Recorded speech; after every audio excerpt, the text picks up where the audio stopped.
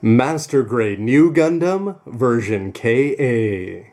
Hey, what's up again, everybody? It's Robert184, 2Rs2B's gundam.tk, and the Age 3 here Engaging Builders is filling in for the Age FX, which in turn is filling in Gundam Age for Amuro's final suit, the fin funnel equipped of version KA. Well, it wasn't version KA when it was in the movie Char's Counterattack, but here it is, version KA, version 2.0 in effect, and you've already seen the intro and the plates. But of course, you're going to need a manual, and the version KAs usually do it up to the 9s, so let's take a look and see how this stacks up to past ones.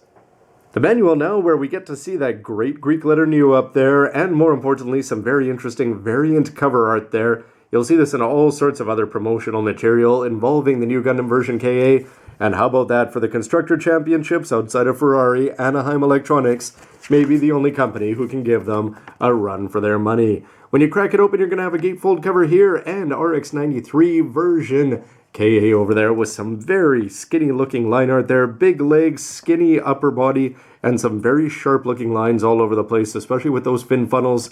And you can see there where you're going to have the two tones with the white and the gray, and you're also going to have some great looking details, RA written all over the back, some yellow on the inside of the thrusters. Can't wait to see how that's going to work.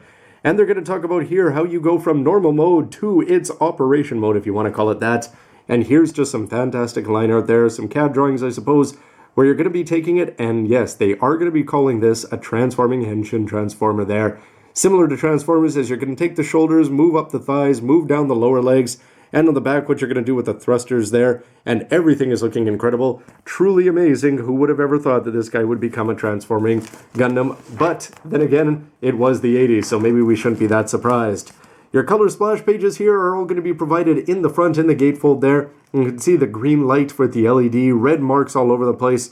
Although probably not my favorite mark there on the shield. I'd probably go with a more traditional one if just I had the choice there. The yellow vents were a little bit worrisome for the chest there, as you're going to have to line that up properly. But again, some great details there with the red on the back and that black strip or the navy blue on the inside of the yellow circle. More drawings. There he is. He's going to look good without the fin funnels and even better with them. And there's the details that we've already seen around in the legs, all hulked out unicorn destroy mode style. On the bottom, you're going to see the fin funnels there, and the way they're going to attach is very interesting here, as it's got sort of this sawtooth blade there, and you plug them all in. You've got the second and the sixth one down, and there it is. The Char's Counterattack movie sells, as we get to see an wizened, mature, and far less whiny and manly Amuro right there. Char, who's lost the sunglasses and is definitely beckoning them all, even if he's just playing. And the Sazabi version KA 2013. It's got to happen. There's Amuro Ray properly painted up. There's the 3-3, so you don't have to do the double fin funnels. But it's great the fact that they're showing this off means that you're not going to have to get... You can imagine that if they really wanted to, that they wouldn't give you the second backpack attachment point, and that they would have just included that in the expansion set. But all you have to do is buy 2 of these, and you can double fin funnel them up. Some more drawings there, including the forearm pop-out mechanism. And how about that stand with the funnels going there? All looking good so far. Next up, it's time to talk to Kazuki Hajime here, who created this whole version of the new Gundam here.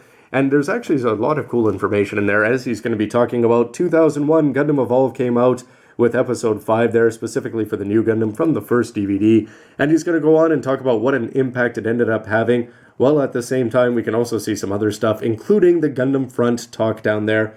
More Gundam Evolve, and there it is. If you have a chance to go to Tokyo, go to Odaiba, and you'll have a lot of fun. Besides seeing the 1-to-1, head upstairs, 7th or 8th floor, or something like that. And you can go see Gundam Front Tokyo, a great CG movie. Like I said, Amuro and Char facing off in all of their mobile suits. All of them looking fun, and everything here, including the transformation gimmick, is going to be addressed by the creator. On the inside here, you can see all the plates well laid out, including the big skip there from the L to the R plate there. The manipulators here, you're going to be careful if you want to do that. Color seals are going to talk about the water slides here and the silver seals, which are sort of interesting. And if you're looking for replacement parts down there, the manipulators 1 and 2, 300 a pop if you lose your hands, which is still cheaper than a real grade having to buy the whole inner frame there. Q1, that's just going to be the high news base is 200, and the water seals are going to be 200 there. Manual 200, so not too expensive overall. And if you want to order yourself a green light, go ahead down there, 1 set, which means 1 light. It's just the back and the screw for 700. As you move on, nearly perfect it seems so far, but they're not going to give you the nice plate layout there, so you're going to have all your plates at hand unless you want to read ahead. But you're going to be building up the body here, and you're going to see some interesting things where you're going to be taking the seals, and the seals with the numbers there, these are actually going to be the silver seals, and you're going to be putting these on the A plates, which is the clear green. So you're going to have reflective material on the inside, but just incredible there, the way you're going to build up the cockpit and put on all these little details, and even the details on the inside of the shoulders, those speaker-looking parts there. Absolutely incredible. You can move these parts all around, wiggle them, and put on lots of tiny little details there before you're going to build it all up and get it all together. And here's where you can see that they're going to be telling you to put in the clear part there for the R8, as opposed to putting on the green part, which is also available on the A plate. But it's sort of interesting here, the way that you're going to build up the top, how you have the optional LED, and you're actually going to have that neck piece be separate with the head when you actually put it in. To build up the head, lots of little parts and details there, just incredible details again, and the way they've designed it with the front and the 3 slits in the front of the face. You've also got a nice clear green part there for the camera lens and the eyes all attached together. The arms are going to get constructed with that crazy hand there. It doesn't seem like a lot of directions in terms of cutting. They're just going to tell you all those key points and how to twist them all into the right place. And finally, you're going to get it where you want them to go. Looks like some very interesting joints there. The right and left arm, you're going to do a few things differently, especially with the forearms, is you've got to get the beam saber in there. And it's time with the upper body, including those fancy looking shoulders there with the transformation gimmick, all completed. Before it's time to move on to the lower body with the details of the thrusters there, multicolors, B, K, eyes, you're putting them all over the place. More seals there on the inside, sort of interesting. And you've got the yellow parts down there for the brakes. Build up the legs, which are going to have a very interesting unicorn-like transformation. But here's where we start to get some interesting parts there. Is with the F plate, when you're putting on the outer armor there, you're actually going to be putting on different kinds of seals all over the plate.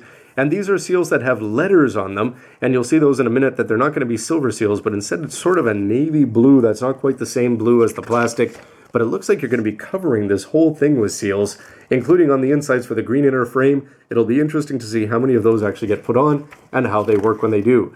To build up the waist section there, big parts, and then you can build up the backpack. And here's your options. Fantastic the way they're going to do it. They're going to give you the option of doing the double fin funnel, so for you could either have the 3-3 or the 6-6 split there after you put the waist together. It's interesting here the way you've got those funnel parts there that are going to look good. Dual ones attached together.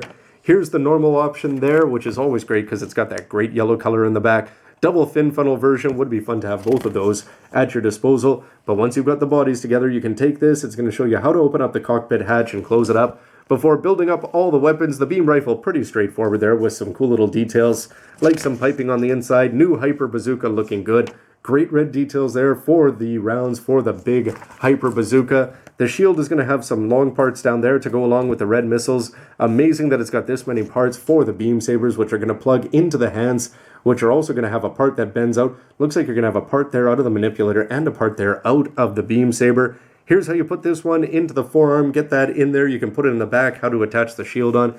And then it's time to get to another gatefold on the back, where after you've taken the bazooka here, it looks like you can do some interesting different things with that, including sliding it forward, which is a very nice feature. Going to make it a lot more compact when you plug it into the back. Where does it go in Gundam vs. Gundam? Who knows? But it's time to put the fin funnels together, all those colors, none of the seals that you're going to be needing. The interesting saw blades there, the way those are going to attach and fold up, they're definitely going to look good, and I can't wait to see how they're actually going to connect everything together. The robot Damashi and the and the HGUC have all gone about it different ways. They're going to be telling you which ones to put on, in which order, and what kind of heights you're supposed to get, as you've got 2-2 and then slightly off center there.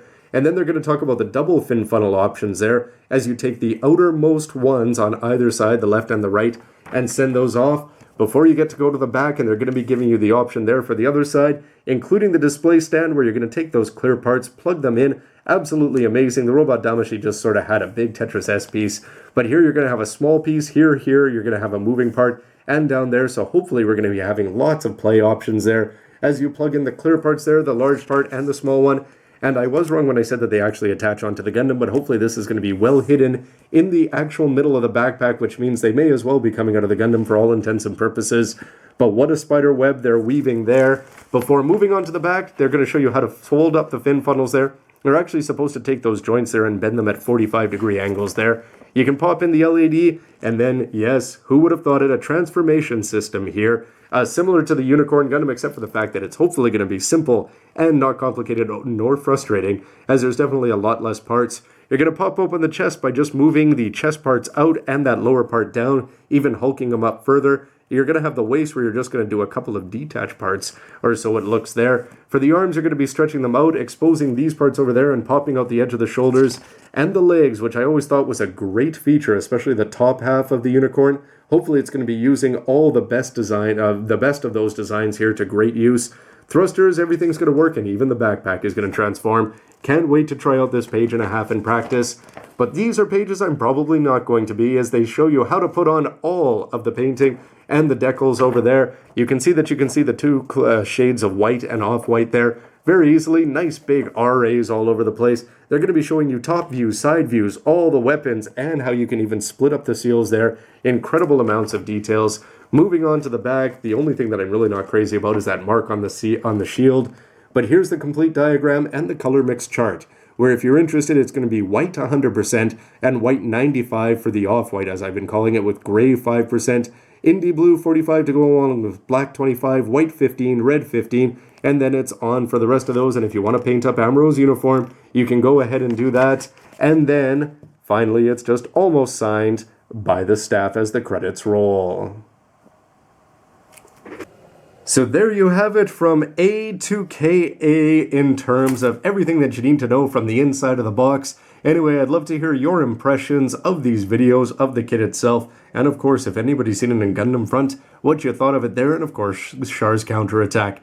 Of course, stick around, can't wait to get this all put together. You'll see the parts, the MS, and the transformation. How about that? Who would have thought that something from the 80s would transform if it's not from Takara? Anyway, everybody, thanks as always for watching. See you next time. Bye. Sazabi version KA, December 2013, practically guaranteed? I doubt it. Full frontal Giradoga, all the way.